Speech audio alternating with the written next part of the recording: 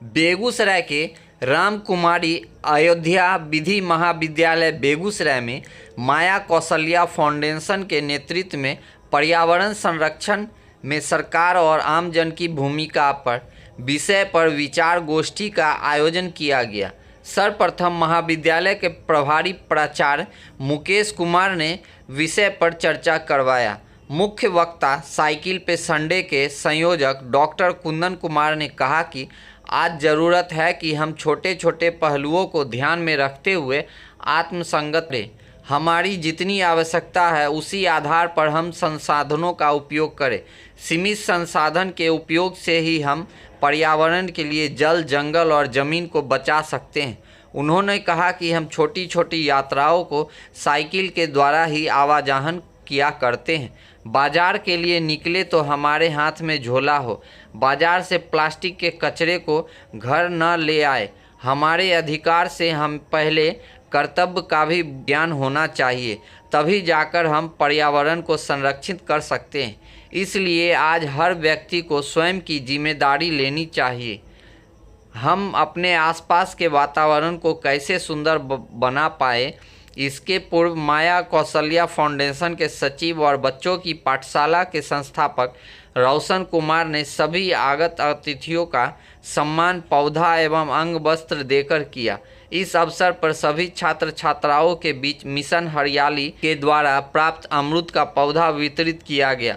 मौके पर महाविद्यालय के प्रोफेसर राजकुमार, नवीन, संजीत, मन्नू, सुस्मिता, रहमान, संजीव, मृत्युंजय के साथ सामाजिक कार्यकर्ता वीरेंद्र राय, नीतीश, राजा, छोटू सहित कई छात्र छात्राएं उपस्थित थे। देखिए, यह बच्चों की पाठशाला के जो हमारे रोशन जी, उनका यह जो प्रयास है वो काफ़ी अभूतपूर्व प्रयास है। और ऐसे दौर में जब लोग बहुत ज़्यादा ये सजग नहीं है, वैसे दौर में जो यह इस उम्र के तमाम लोगों का जो प्रयास है वो काफ़ी सराहनीय है। और आज सरकार की कितनी भूमिका है या हम लोग सरकार पे छोड़ दें, और मुझे लगता है कि आम जन का जो प्रयास है उसके लिए हम सब लोग अभी से सोचना शुरू करें कि हम लोग क्या कर सकते हैं अपने पर्यावरण को बचाने के लिए, पेड़ को बचाने के लिए, जल को बचाने के लिए, पानी को बचाने के लिए हम लोग क्या कर सकते हैं। तो आज यह लॉ कॉलेज में यही एक प्रयास हुआ, यहाँ की जो स्थानीय जो छात्र हैं, छात्राएँ हैं, उनके साथ विचारों का आदान प्रदान हुआ है कि हम अपने पर्यावरण को बेहतर रूप से कैसे बचा सकते हैं, इसके लिए क्या क्या प्रयास हो सकते हैं। अपने स्तर से छोटे छोटे प्रयास को लेकर हम बड़ा काम कैसे कर सकते हैं।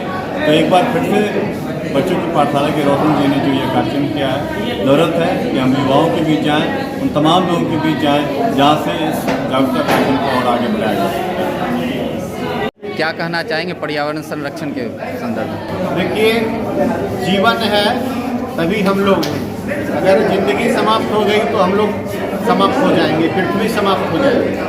इसीलिए पर्यावरण को बचाने के उद्देश्य से पर्यावरण जागरूकता कार्यक्रम के तहत आज हम लोग पर्यावरण में सरकार की भूमिका क्या है और आमजन की भूमिका क्या है, इसी के संरक्षण को लेकर आज बेगूसराय के जाने माने, बेगूसराय ही नहीं कहिए बिहार और देश स्तर पर अपने कार्यक्रम के माध्यम से अपना पहचान बनाने वाले डॉक्टर कुंदन कुमार जी, जो साइकिल पे संडे कार्यक्रम के मुख्य संचालक हैं, साथ ही साथ जीडी कॉलेज के गेस्ट टीचर भी हैं, इनके ही संरक्षण में आज का यह कार्यक्रम आयोजित हुआ। और लॉ कॉलेज बेगूसराय के बच्चों के बीच ये बातें बताई गई कि भविष्य में, आने वाले भविष्य में किस प्रकार पर्यावरण के लिए हम लोगों को काम करना है और छोटे छोटे काम करके हम अपने पर्यावरण को कैसे बचा सकते हैं। इन्हीं तमाम बातों को लेकर आज राम कुमारी अयोध्या लॉ कॉलेज बेगूसराय के इस परिसर में यह कार्यक्रम आयोजित माया कौशल्या फाउंडेशन के द्वारा किया गया। प्रतिदिन देखा जा रहा है कि पेड़ों की ज़्यादा से ज़्यादा कटाई की जा रही है। पेड़ों के संरक्षण के लिए और आने वाले समय में मुसीबतों से बचने के लिए क्या कहना चाहेंगे जिलेवासियों?